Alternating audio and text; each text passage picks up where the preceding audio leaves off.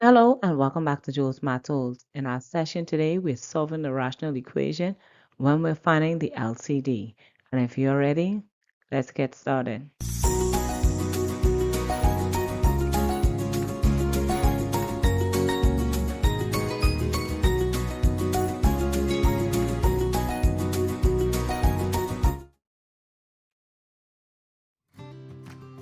When solving rational equations, we usually are going to begin by finding our LCD.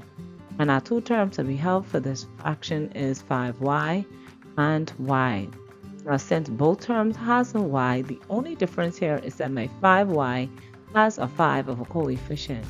And we know the transition y into 5y, all we need to do is take our y and multiply the 5 to get 5y. So since we only have that quick little easy step that we're going to do, my LCD is going to be 5y. So now we need to change both of our fractions into their equivalent form where 5y is the denominator. And in our first fraction, we see that 4y minus 1 already has the denominator 5y, so we won't be needing to touch or change this fraction. So our focus will now lie on our 3y, where we need to change our denominator into 5y. And just as I previously stated, the only thing that I'm going to do is multiply my y by 5 and my 3 by 5 to get 15. So now that both of our fractions has a denominator where 5y is their common denominator, we're now going to be solving this equation for our unknown variable y. And I'm going to begin by grouping my like terms together.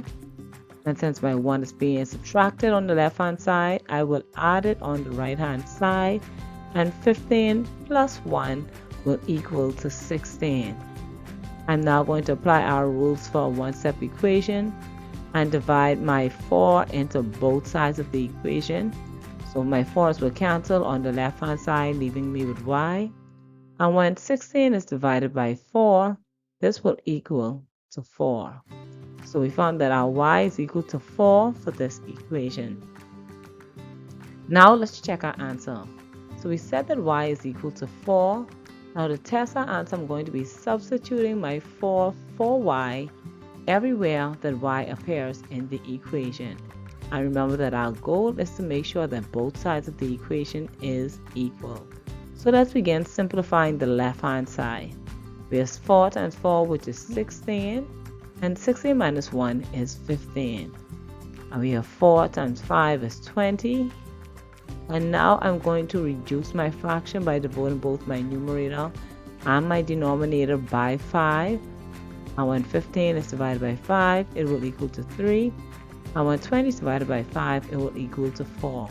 So we see that both sides of our equation are equal, which means that our y equals 4 is the correct solution for our equation. Okay, so there you have it. We just solved another rational equation. And I hope this was very helpful to you.